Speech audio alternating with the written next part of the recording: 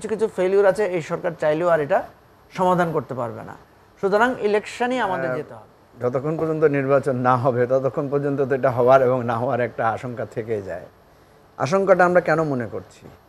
কারণ আমরা তো দেখছি প্রধান উপদেষ্টা নির্বাচনের ব্যাপারে সিরিয়াসলি বলেছেন যে এখন আমার আর কোনো মানে প্রায়োরিটি নাই, এখন আমার একটাই যাত্রাপথ, সেটা হচ্ছে নির্বাচন। ইলেকশন কমিশনকেও আমরা দেখছি তারা নির্বাচনের প্রস্তুতি নিচ্ছেন। রাজনৈতিক দলগুলোকেও আমরা দেখছি তারা কিন্তু নির্বাচনী প্রচারণা পুরো মাত্রায় তারা শুরু করেছেন। আশঙ্কার জায়গাটা আপনি যে কারণে বলছেন সেটা আমি যতটুকু দেখলাম, আপনারা সাংবাদিকরা বা মানে সমাজে যারা এগুলো নিয়ে আলোচনা করছেন, কয়েকটা কারণে তারা করছেন। একটা হচ্ছে কয়েকটা দল পিআরের ব্যাপারে বলেছে যে পিআর না হলে আমরা ইলেকশনে যাব না।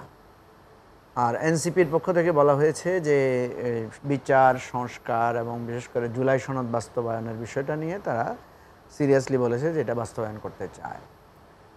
ইলেকশনে যাব না, এটা আবার এটাও বলেছে যে ইলেকশনে কেউ কেউ বলেছে যে আমরা পারলে ডিসেম্বর ইলেকশন করলে আমাদের আপত্তি নাই, এগুলো বাস্তবায়ন হলে ডিসেম্বরে হলেও আপত্তি নাই।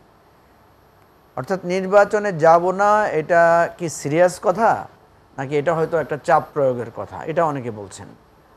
চাপ প্রয়োগের জন্য তো নানা দাবি দেওয়া থাকতেই পারে, কারণ একটা দল যখন বলে যে আমরা সব বিষয়ে একমত হব কেন, তো আরেকটা দলও তো বলতে পারে আমরা সব বিষয়ে একমত হব না, এবং যার যার যুক্তি দাবি সে তো পেশ করতেই পারে। তো প্রথমত আমি সাইফুল ভাইয়ের কথা যেখানে শেষ করেছে সেখান থেকেই বলি। সাইফুল ভাই বলেছে নির্বাচন না হলে একটা শঙ্কা আছে। আসলে এই তো সত্য যে নির্বাচন না হলে আমাদের উপায় কি? নির্বাচন ছাড়া তো সলিউশন নাই। এই সরকার লম্বা সময় ধরে থাকতে পারত যদি এই সরকারের প্রতি মানুষের আস্থা এবং এই সরকার মানুষের সব দিকগুলো ভালোভাবে নিতে পারত। কিন্তু এখন দেখেন আপনি সব জায়গায় গেলে দেখবেন সরকারের ব্যাপারে সবারই এক ধরনের, যেমন এনসিপি নিজেই সরকারের বিরোধিতা করছে, সরকারের ব্যাপারে নানা কথা বলছে।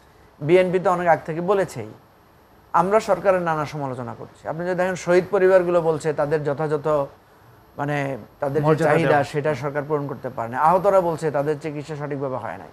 হয়েছে কি হয় নাই সেটা আলাদা ব্যাপার, কিন্তু সন্তুষ্টির জায়গাটা আমরা দেখতে। আপনারা তো সমালোচনা করছেন, কিন্তু এনসিপি তো সরাসরি বিরোধিতা করছে। তো এখন কথা হচ্ছে, হ্যাঁ সরকারের বিরোধিতা তো মানে আমরা যত বিরোধিতা করব বা সমালোচনা করব তত সরকার দায়িত্বশীলভাবে দায়িত্ব পালন করবে, এতে কোনো সন্দেহ নেই। এখন প্রশ্ন হচ্ছে যে এই জায়গায় সরকারের এখন আর করণীয় কি আছে?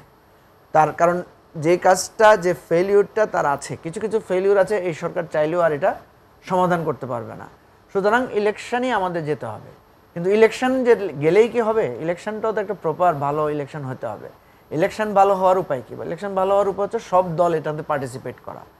এখন আমরা অ্যাপারেন্টলি দেখতে পাচ্ছি যে আওয়ামী লীগ এবার ইলেকশনে এখন পর্যন্ত আমাদের ধারণা যে সে অ্যাবসেন্ট, কিন্তু শেষ পর্যন্ত সে অ্যাবসেন্ট থাকবে নাকি সে প্রতিহত করবে, নাকি সে গণ্ডগোল করবে, নাকি নানা ধরনের খেলা খেলবে, এটা একটা আশঙ্কা আছে। আওয়ামী লীগের পন্থী আরও কিছু দল আছে, তারা কি করবে, এটা একটা প্রশ্ন আছে। এখন ধরেন এর বাইরেও যদি যেটা আশঙ্কা কেউ বলছে যে জামাত বা ইসলামিক আন্দোলন বা এনসিপি এরা যদি ইলেকশনে পার্টিসিপেট না করে তাহলে কি হবে? এরা যদি পার্টিসিপেট না করে তাহলে ইলেকশন গ্রহণযোগ্য হবে না, ইলেকশনে পার্টিসিপেটরি হবে না। এটা যে কেউ আপনি জিজ্ঞেস করলে সেই বলবে। তাহলে এদের যে কনসার্নগুলো আছে, এরা যে দাবিগুলো করছে সেই দাবিগুলো তো সরকারকে শুনতে হবে। সেই দাবিগুলো যৌক্তিক হলে সরকার মেনে নেবে বা মানার চেষ্টা করবে, এবং সেই দাবির সাথে তো আমাদেরও কিছু দাবির সমর্থন আছে। আমরাও কিন্তু ভাই বিএনপি তো পিআর চাচ্ছে না, বিএনপি আবার যদি তখন বেঁকে বসে সেক্ষেত্রে হ্যাঁ সেটা তো কথা। বিএনপি তো বলতে পারে যে আমি ইলেকশনে যাব না, তো বিএনপি ইলেকশনে না গেলে ইলেকশন হবে না। তো সেই জন্য আমরা বলছি যার যার দাবি এবং ওই যে অনিশ্চয়তা, যেটা সাইফুল ভাই বলেন ইলেকশন না করে তো উপায় নাই। এখন ঘটনা হচ্ছে এরকম যে আপনার কাছে আমি না যেও উপায় নাই, আবার আপনার কাছে যেতে হলে তো আমারও তো একটা ইচ্ছা শক্তি, আমার একটা সম্মানের ব্যাপার আছে। এই সবগুলোকে অ্যাকোমোডেট করেই আমাদেরকে সমাধানে পৌঁছতে হবে, একটা কনক্লুশনে পৌঁছতে হবে। অর্থাৎ দেখেন আমরাও কিন্তু সাইফুল ভাইরা আমরা কিন্তু কিছু কিছু দাবির ব্যাপারে, যেমন আমরা আপার হাউসে আমরা পিআর চেয়েছি, আমাদের একমত ছিল, কিন্তু বিএনপি এটাতে রাজি হয় নাই।